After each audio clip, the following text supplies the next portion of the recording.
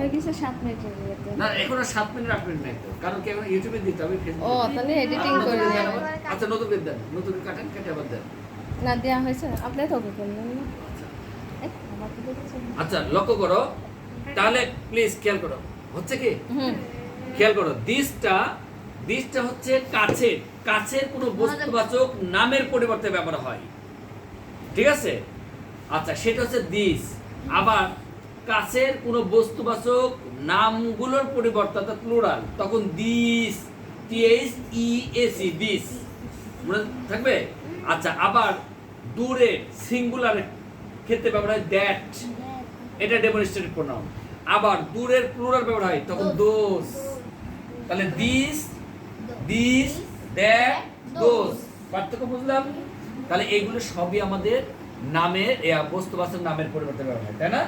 এগুলোকে বলা হয় ডেমনস্ট্রেটিভ প্রোনাউন। বোঝা গেছে বিষয়টা?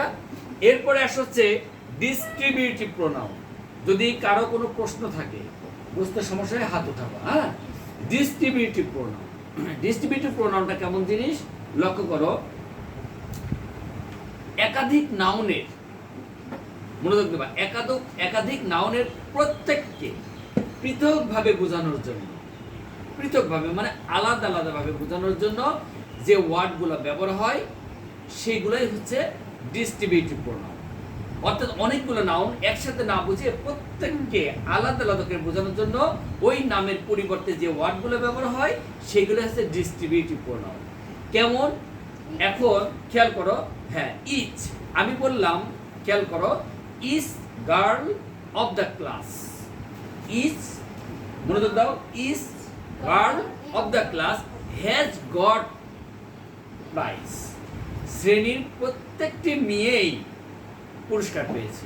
দেখো প্রত্যেকটি উল্লেখ করলাম, তার মানে কি শ্রেণীতে মীরা আছে, ফারিয়া আছে, হুমায়রা আছে, অলেন আছে, তাহসিন আছে, নাকি তুমি আছে, কিন্তু মেয়ে না, সবাই আছে। আমি প্রত্যেককে আলাদা আলাদা করে বলতেছি, তাই না, যে প্রত্যেকে পুরস্কার পেয়েছে। এটাই হচ্ছে এই যে ইস, প্রত্যেকে উল্লেখ করে করে বলছি, এটাই হচ্ছে ডিস্ট্রিবিউটিভ প্রোনাউন। অর্থাৎ এই ইসটা মীরার পরিবর্তে হচ্ছে, ফারিয়ার পরিবর্তে হচ্ছে, হুমায়রার পরিবর্তে, সবার পরিবর্তে হচ্ছে। আমরা তো বলতে পারতাম, খেয়াল করো, অল গার্লস, তা বলতে পারতাম না, all girls of the class, ক্লাসের সকল মেয়ে, একবারে হয়ে যেত না? একবারে না পড়ে আমরা বলতেছি is girl of the class, ক্লাসে শ্রেণীর মানে সব মেয়ে পৃথকভাবে বোঝাচ্ছে, প্রত্যেকে আলাদা আলাদা করে, এটাই ডিস্ট্রিবিউটিভ। বোঝা গেছে? একটা লক্ষ্য করো, আমি যদি বলতাম every mother loves her baby, আমরা বলি every mother loves her baby, মানে কি প্রত্যেক মাই তার সন্তানকে ভালোবাসে। এখানে প্রত্যেক মা বলতে পৃথিবীতে যত মা আছে প্রত্যেক মাকে আলাদা আলাদা করে বোঝানো হচ্ছে, ঠিক আছে? তাহসিনের মা, অলেনের মা, হুমায়রার মা, ফারিয়ার মা, মীরার মা, তারপরে হামিমের মা। আমি চিন্তা করছি আমার কথা তো একবারও বলবো, আমি কোন গেরা বলে বললাম, তাই না? আচ্ছা, এই যে মনে করো যে প্রত্যেক মা আলাদা করে করে বোঝাচ্ছে, তাহলে এভরি মাদার। এখানে কিন্তু আমরা বলতে পারতাম অলস মাদার, বলতে পারতাম না? একবারে হয়ে গেল সমস্ত মা, কিন্তু না বলে আমরা পৃথক পৃথক ভাবে বলতেছি, এটাই হচ্ছে ডিস্ট্রিবিউটিভ প্রোনাউন। আলাদা আলাদা করে বোঝা গেছে? তাহলে ডিস্ট্রিবিউটিভ প্রোনাউন কোনটা হচ্ছে? ইচ। কি হচ্ছে? ইচ, এভরি, তারপরে আইদার। কি? আইদার। কেমন জিনিস? Either you or your brother has done it, হয় তুমি না হলে তোমার ভাই এটা করেছে, ঠিক আছে? এই আইদারটা হচ্ছে ডিস্ট্রিবিউটিভ। তারপর একটা আছে কি নেইদার। নেইদার কি কেমন? Neither you nor your brother, neither you nor your brother has done it, না তুমি না তোমার ভাই এটা করেছে। আইদার অর, এটা হচ্ছে হাসূচক বোঝায়, নেইদার নর এটা না সূচক বোঝায়। তাহলে ডিস্ট্রিবিউটিভ প্রোনাউন কি কি আসলো?